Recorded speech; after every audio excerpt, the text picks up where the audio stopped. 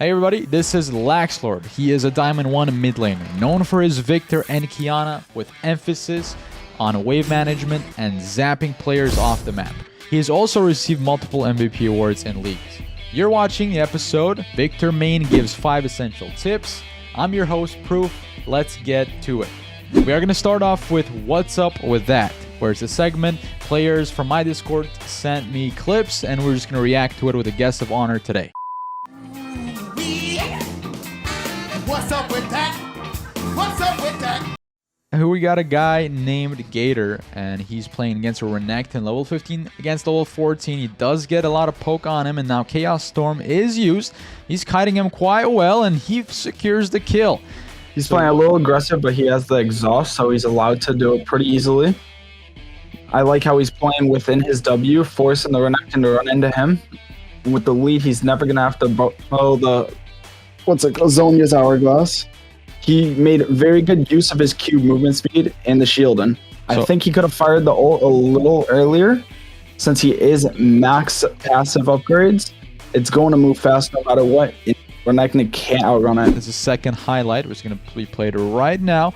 This is a bit better. I think it diversifies, I guess, his ability on how to play Viktor. He kind of positioned himself far away, but he joins the fight. He's 8-0-4, does manage to land the triple stun and finds the 2 kills back to back. The third one, he can't barely. He just lets that one slide, right? So he was so close. One more auto attack should have done it. But yeah, that's the quick double. He's so far. I like his patience in the beginning of the fight. He didn't show himself until they got close enough to he can put his W and land the 3-man stun. The only difference I would have done is not finishing off. Oh, he didn't finish this off. I'm sorry. It was the Luden's Echo. So actually, he played that perfectly. Maybe just weave in one more auto attack on that drive-in instead of trying to finish that Blitzcrank. If you look closely again, it looks like he was about to try to auto attack. Yeah, let's play it again here. It looks like he got the first one, and the Jax is down, and now the Blitzcrank. It looks like he was going for the auto attack there. So he just didn't understand his damage completely. But when you're 8-0, it's kind of hard to guess it just off bat. Yeah, I think this is it's an interesting point you point out. This is how you should technically play Viktor, right? This is what prime level gaming looks like when you're piloting this champion. Yep, that was perfectly executed. Now, after watching these 2 clips, let's ask the question why you should play Viktor. Viktor is a very safe blind pickable champion. You can pick him into almost any matchup without getting punished. He isn't only just a late game monster, but he also has a pretty good early game pressure with his early Q damage, and the shield makes it impossible for people to trade with him level 1.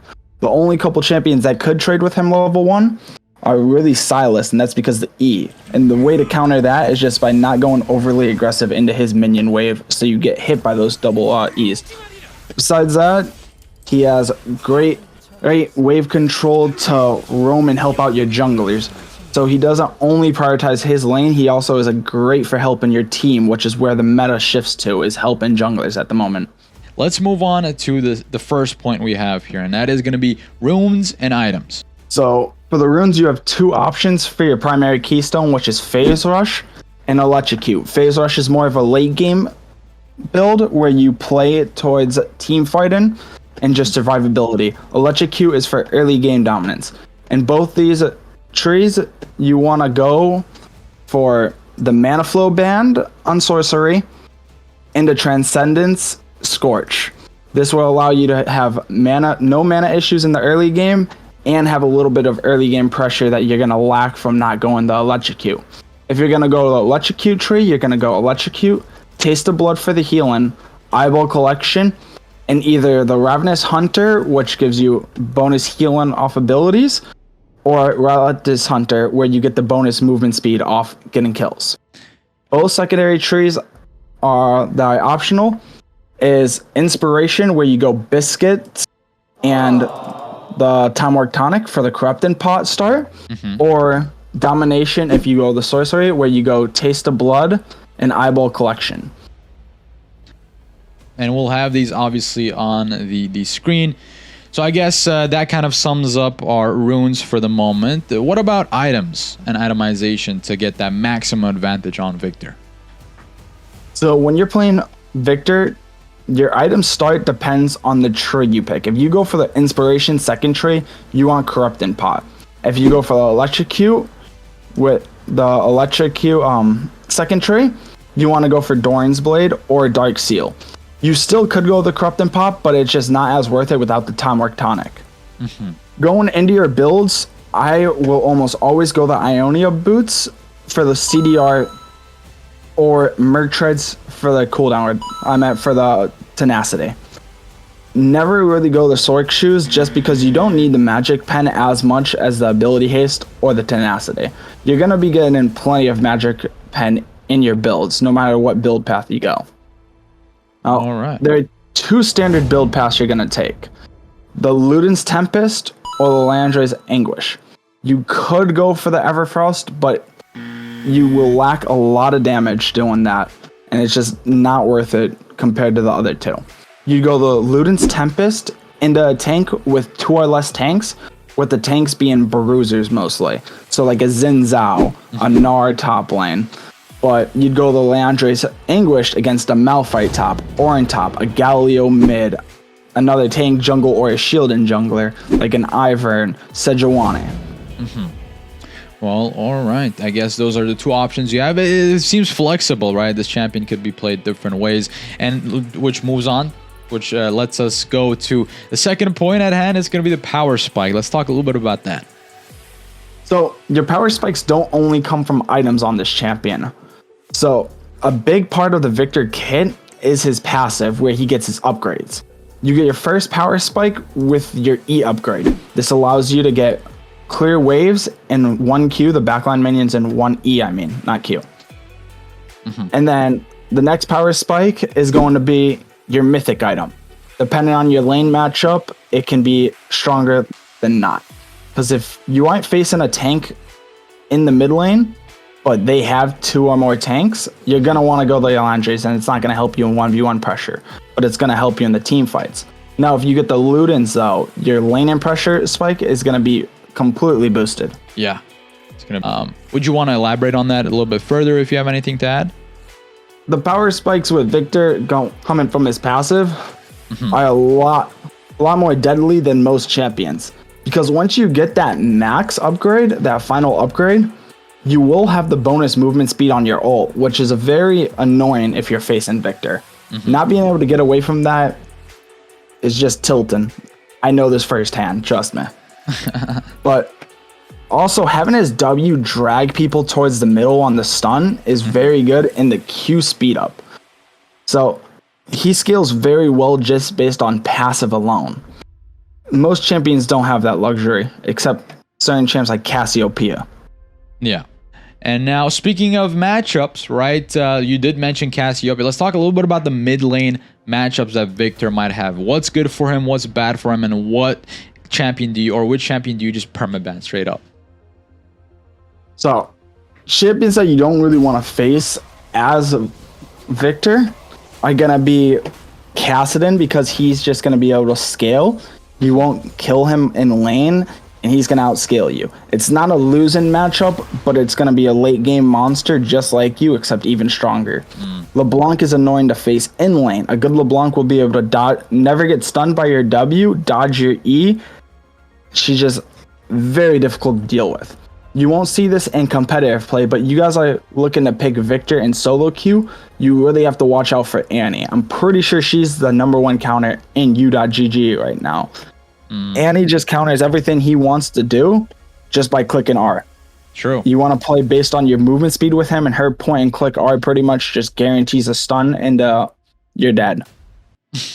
But It's as simple as that, right? Yeah, it's really annoying. Some certain matchups just wanna like make you really tilted. But at the end of the day, also let's talk a little bit about LeBlanc as well, because I know that's kind of like the stereotypical counter or more traditional counter to Viktor. So, LeBlanc is just a lane bully. She's not going to outscale you by any means, but she's going to push you off minions. The only time you can ever beat her pre-6 is level 1. you really want to take advantage of that level 1 Q level up and try to get some form of lead in the lane before she hits level 2. Once she hits level 2, she should be going WE instead of WQ. That's going to allow her to just win off auto attack trades alone, because LeBlanc has very fast auto attacks compared to most mid laners. It makes her very annoying to deal with. So you have to watch out for her in the entire early game. The only thing you can hope for is making sure you're not missing those cannon minions. Get that E upgrade as soon as possible. Once you get that E upgrade, LeBlanc can't lane against you nearly as well. Her wave clear is where she struggles. All right, and then speaking of that laning phase, right, this is a good transition to our 4th point here. And I know, you know, people who want to climb solo queue, laning is really, really important to get those early leads, because you just want to be able to carry 4 other players on your shoulders. So what tip or advice can you give us in terms of laning phase? Make sure you're setting up your phrases. Viktor is a champion that can freeze very well. Most champions, when you try to look for a freeze, you're going to end up tanking minion damage. Viktor has the Q shield, as we said before, and the W stun. So it makes it very easy to freeze. Based on your matchup, it's going to be a little easier than some. But no matter who you're facing, you can always set up that freeze. Make sure you're bringing that TP. Viktor wants to be able to get into that mid-game, late-game spike as soon as possible. Missing any form of XP and any form of upgraded passive stacks is not what you want to do. All right, so maybe if you want to elaborate a couple of more things on top of that for laning phase, anything to watch out for in particular, like gank wise or other things considered? Yeah, if you're laning as Viktor, you do not want to throw out your W just for the hell of it for small trades. Make sure you're warded one side, because Viktor's W is such a huge spell that slows when they step on it. If you're hugging a side with a ward, you're almost ungankable. So just make sure you're playing towards your vision and keeping that W up. It will allow you for very safe laning. All right, very safe lane, and that's the name of the game for Viktor here. And actually, you know, good stuff so far. I'm learning as I go as well. I hope you guys are enjoying it. For our final point, which is going to be our 5th, it's going to be team fight positioning. And take it away, Laxlord. So whenever I'm playing team fights, the first thing I'm looking for is summoner spells. Most of the time, you want to be timing your summoner spells in these games. Also, ultimates. If you're facing a Malphite, you want to know if he has flash ulti, to know how far back you have to sit. Wait until some of those cooldowns are blown, and while you're waiting for those cooldowns, throw out the E's, throw out your W's, zone. Make sure people are not getting onto you and not getting free damage off.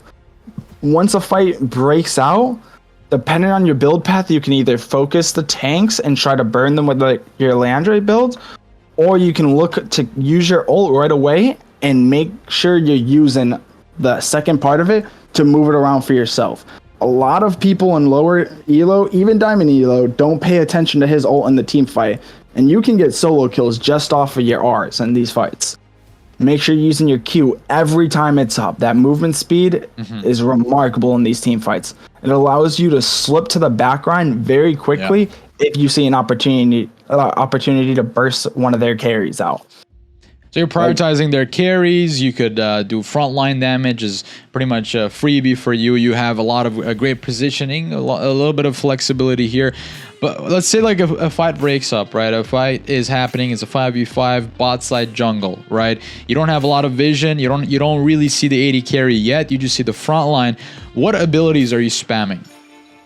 You're just spamming your E, spamming your Q if you can get in range to safely use it. Your Q second auto attack will do a lot of damage to these tanks. Your E burn will do plenty of damage. Not as much as the Q basic attack, but will hurt these tanks. Just play safe until you see that opportunity to take care of their carries. You don't have to use your ult right away. I wouldn't recommend using your ult until you see at least one person that you can prioritize hitting it with. All right. Anything else to conclude our final and 5th point? Don't be afraid to use your W to save your teammates. But just know, if you're going to use your W to help teammates, you have to make sure you're watching your surroundings. If they have an assassin, you are going to die. You are squishy. On champions like this Viktor, you really don't want to prioritize building Hourglass. Why is You that? lack a lot of damage going that type of build. When you're so safe as it is, it's 90% of the time not going to be necessary. The only time I ever build Hourglass is when I'm facing a champion that can lock me down if they get close, like Camille, like Mordekaiser. Yep. That's an interesting point. Nice point to top off things here for this episode. Until next time, it's been my pleasure. And of course, thank you, Laxlord, for joining me for this video. We hope that this was useful to you. With that said, we'll see you guys next time.